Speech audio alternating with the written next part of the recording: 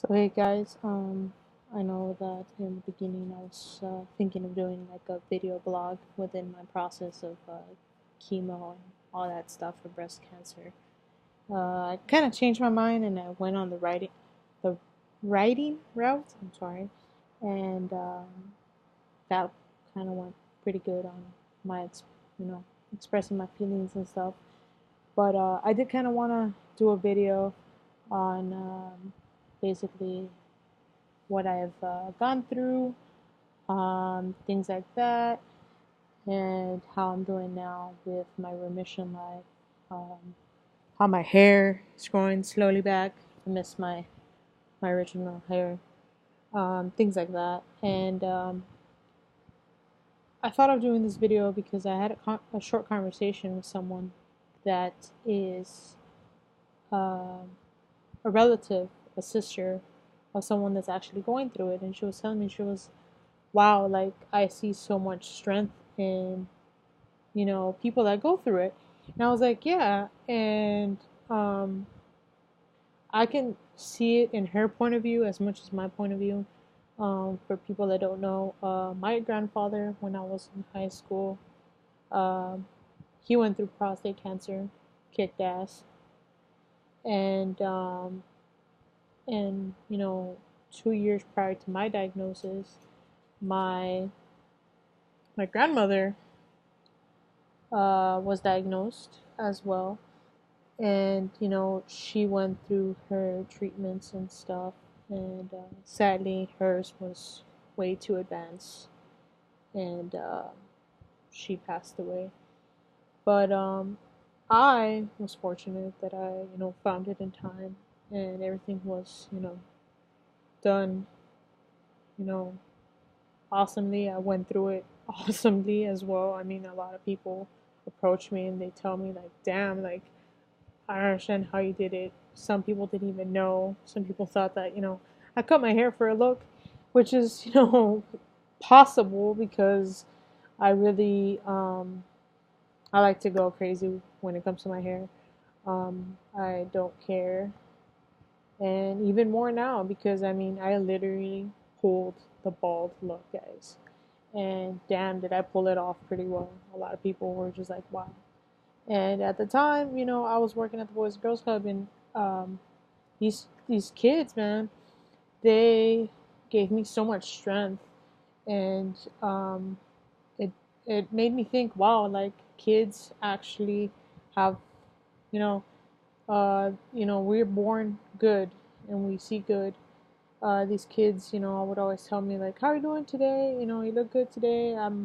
Give me a hug and stuff, and always empowered me, and I empowered them, I guess, as well in some sense because coming from having to go through that and working 3 jobs and having to make sure that my mom's good, my grandfather's good.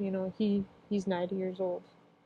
He's an old guy, and I've always taken care of them, and I continue to do that even with my own health issues and whatnot. And I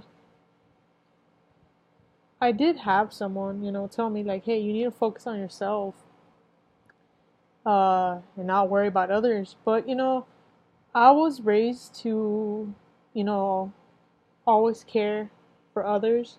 So that's kind of how I was, and I always will be. But I did kind of, in some sense, a little bit focus more on myself, which I'm really happy because growing up, I really didn't care about my health. I did not. Um, I was like, oh, I'm sick. It'll go away. Take some, Dayquil, Nyquil. The cough will go away, and some cases it did, sometimes it didn't. And I would always, suffer from all that. From a young age, I had really bad health issues. I had to remove my, tonsils. From this little cut here, things like that. So, but overall, like I really was like, oh, it's okay. You know, I'll be fine. It is what it is. But with this case, obviously it's cancer. It's a big C word. So I really did, focus more on myself, making sure that I, maintained my health and, everything was good. And, I remember getting sick only once throughout the whole, treatment. And I right away went to the doctor and told him, hey, I'm feeling this, and that, I'm losing my voice. I'm getting, very, congested, whatnot. And I got that fixed. And I've noticed that I changed a lot when it came to that because, like I said, I really didn't care. I got sick, it's no big deal, whatever. Um, but I really, grew a lot from it, even though it was one hell of a ride. Um, and I guess I can see how some people admire that. Um, my admiration was my grandparents. They both went through it. Uh, Sorry, I'm trying not to cry. But my grandmother, may she rest in peace, she still kind of did it with so much ease and so much grace and so much everything. And I kind of just thought to myself, like, damn, like, even though with everything and knowing that she was at, stage 4, and metastasized, all that crazy stuff, she still pulled herself together and made it seem like, okay, I'm gonna be okay. I just want, family to be okay. And that basically what happened, And with that, seeing that, that's what I wanted to do. Sorry.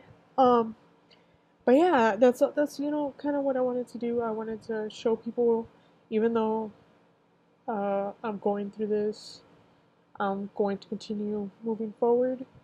You know, I was diagnosed in the last semester of my college undergrad career, and I pushed through. I was like, I'm not gonna let this stop me, even though my professors were very understanding, and some of them told me, hey, if you need to, take a break. You can finish later. Uh, I had already taken, 5 to 6 years. So I was like, no, I'm not gonna, stop. This is not gonna stop me. I'm going to graduate. So I graduated, and what's it called? And from there, I, started my treatment, right after, and all that stuff. I wanted to start grad school right after, but that didn't happen. I was still a little fearful of like how my treatments were gonna do, how they were gonna affect me, which I was proud of myself that I took all those things, as a champ. I didn't get nauseated. I didn't throw up and things like that. You know how you see it in the movies. As much as I've heard stories from people that have gone through it, they usually say, "Hey, you know what? I threw up. Like I couldn't, withstand the treatment." Or some are like, "I'm really weak. I couldn't do anything. I just stayed at home a whole week until next treatment." And the first one, I have to say, was my worst. And even then, even with being at my worst, I can say I handled it pretty good. Um, like I say this because like other people that are going through it, I will tell you straight up. Some will actually feel like crap the whole thing. Some won't, like me. Some will throw up, like I said. Some just it just depends and varies on your strength, your I guess mentality as well. Like my mind was like, you know what, I'm gonna power strive through all this, and that's basically what I did. I was like, you know what, first chemo, done. The first 4 were the hardest, and they were actually uh, really tough. But I powered through it, and I did good. And then after that, I did, I believe 14 other ones, other sessions of chemo, and those weren't so aggressive. And those I was grateful that I was able to, work and things like that. And even, even with chemo, like, I would go get my treatment in the morning, get back, and work. I had a really busy schedule, and I enjoyed it because it wasn't having me be at home thinking, making me drive myself nuts, to depression and whatnot, because that happens, guys. And that's why, for me, and my philosophy is to always maintain busy, have something to keep you busy, because then if you're not doing anything, your mind's going to start thinking. It can trick you, and you can fall into depression and all that, mental illnesses that is not good. And I didn't want that added on my plate. So, yeah, I was working 3 jobs. I would take care of my grandfather. I'm a home provider, so I take care of him. And then, I was a substitute teacher, so when they would call me, I would sub. And then when I would get out from there, I would, what's it called? I would go to the Boys and Girls Club, and I would take care of kids. So I literally took care of people from when I woke up to when I went to sleep. And it's funny to say that because I would have to take care of myself, but I would take care of both. I take care of myself as much as, others. I've always loved to take care of, kids and things like that. And I would do my treatment, like I said, right in the morning, come back, go work, and then, sleep and continue. But there were days where I was like, I would tell my boss, hey, you know what, I don't feel good. I can't. I'm sorry. Um, chemo really is kicking my butt. I just can't. And there were days like that I tried to power through, and sometimes they would tell me like, hey, you know what, like, you don't look so good. Just stop. Just stop. You need to slow down. You look very pale. Just slow down. And coming from me, that I've always worked, I did not want to.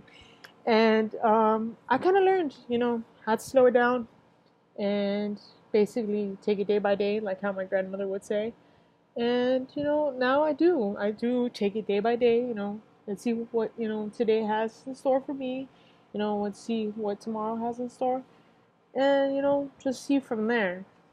Um, but I mean, it is what it is, and I'm really happy now that I've surpassed the crazy first obstacle, which is the treatment and being in remission. And well, I had breast cancer, so they did a wrong side, left mastectomy, because that's where it was. And from there, that was in the beginning, before my treatments. And then I was like, might as well do reconstruction. I'm a young individual. I don't want to be without this. I feel incomplete. So that was another, crazy, heavy, big chapter of this whole thing. So I did my reconstruction, which I did it like a champ as well. Um, I decided to remove the other side, even though I was not positive for genetic testing or all the other stuff.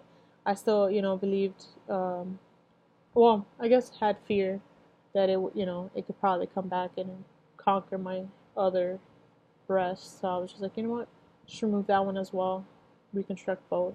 So that's what happened. I've reconstructed both of my breasts, which I am happy that that's done. And I really was, really strong I was surprised that, I handled that very well as well. Um, Even the nurses sometimes, they were just like, what? Like, you don't want a painkiller? Like, you're not in pain? That was like the first few days, I remember. Um, they, it had the, what's it called? The button of pain, the morphine, there you go. And also painkillers. And they were like, just press the button, if you feel pain, press it, like, because we're going to be moving you and we don't want you to be in pain. And I was like, no, I'm good. Like, really and truly, I'm good. And these nurses gave me these eyes like, are you serious? Like, what? Like, how are you not in pain? Like, this is some heavy stuff. And it sure in hell is. But I really didn't feel a lot of pain. I was actually pretty good. And that's because my type of reconstruction, there's two types of reconstructions. There's one where you can do like how people do, like when they get fake boobies, that they put the silicone. But for mine, I decided to go with more of a natural thing. So they cut off my fat from my stomach and transfer that up here to reconstruct my breast. And that was much more heavier, so that's why, like I said, the nurses were in shock that I did not want to press the morphine button come day 2 or 3. I was like, no, I'm good. And even my aunt was like, what? Like all the people there were like, how is it that you're good? And I'm like, oh yeah, I just feel good. And that's because like that was a pretty heavy surgery. I have a cut from one side to another side on my stomach for the fat, and then the cuts here on top for the flaps and stuff. Um, I might be saying certain words that you're just like, what? And you can probably go Google it and see, and you'll probably freak the fuck out because that is some weird stuff, guys. But yeah, I went through all that, and I'm slowly still, um, recovering and going through some other stuff. I'm still having to. Most breast cancer patients have to take a medicine to control the hormones, which is what is driven to cause the cancer, and that I will have to sadly take for a good chunk of my 20s. Um, but I think that little pill is no big deal compared to the hell of obstacles that I've gone through so far. But yeah, like I am just grateful that I'm still here, still kicking, still hustling, still studying, still everything, because God is great, and I I'm just grateful, and I just hope that all of you enjoy hearing that I'm doing good and that I kicked cancer in the butt. I really did.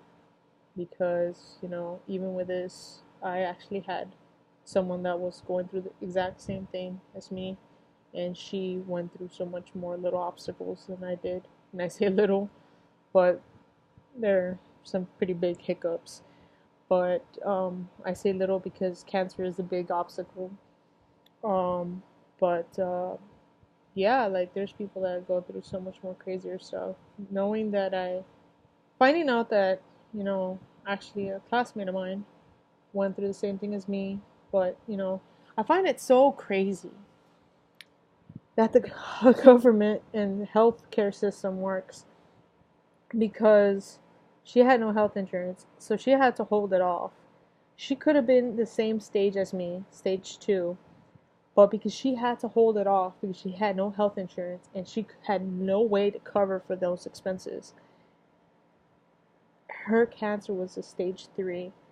And I think to myself, God dang, like, why? Like, all that, like, that, development of the tumor could have been prevented way, way ahead of time. But it had to be held off because of some stupid little system that pays off. And then, even then, like, it pretty much kind of, like, screws some of us over. And like, I just think to myself, like, a lot of people can be saved if we could, find a resolution for that. Because some people don't get cured, don't go through treatment because they don't have that insurance, or they don't have the money to, you know, go get checked. And I kind of just like, I can't say, I don't know what to say because I'm just lost for words, because it gets me like mad that that happens. But yeah, like, I don't know, it's just crazy. I'm babbling. I'm going from one thing to another. Um, that girl that I was telling you though, I remember she was finishing her treatment and she's doing good. Um, we were talking about how crazy, like, boom, like you start your treatment and that hair comes off quick. I remember second chemo therapy for me, my hair was already coming off. I was like, oh my god. I was like, with chunks of hair, and I was like, I don't know. I was like, dang. I was like, this is crazy. I was like, I hope when I get old this doesn't happen. No. But on a serious note, like, that was crazy.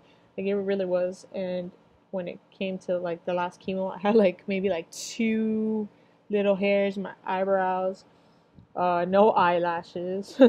Like, I had no hair at all. It was crazy. Now I'm like extra hairy. This freaking after I finished, like, it came full force. I got hair, like a lot of hair on my arms. Like, I have to shave my legs a lot, like a lot. Before it was like every, 3-4 days. My hair wasn't growing that fast. Now it's like growing fast. And you would think because of all the treatments and stuff, I lack vitamins and things like that. But no, I don't know what the heck. But it's crazy, like how it kind of just switched. But I'm just I'm just great. Like, I'm just happy. And recently, I actually got checked, to see how I was doing. And the only deficiency that I had was vitamin D. And I was just like, wow. I was like, I would have thought that I would have so much more, like, you know, like deficiencies in vitamins, or, health issues, like that might be arising or whatnot. Because, they say that can happen, that, you finish one, but with the medicine, it can, well, the chemo can affect another. And I was blessed so far. I can say so far because, it's only been a year, well, going on a year, that I've stopped my chemo, and I've been doing good. But yeah, like, I'm just hella happy that everything is going good. Um, but yeah, like, I just wanted to share my little story. Um, I could put the link on the bottom of my written little story, blog, whatever you want to call it, on the bottom of my video. But this is just a short little segment of what I went through. Bye, guys.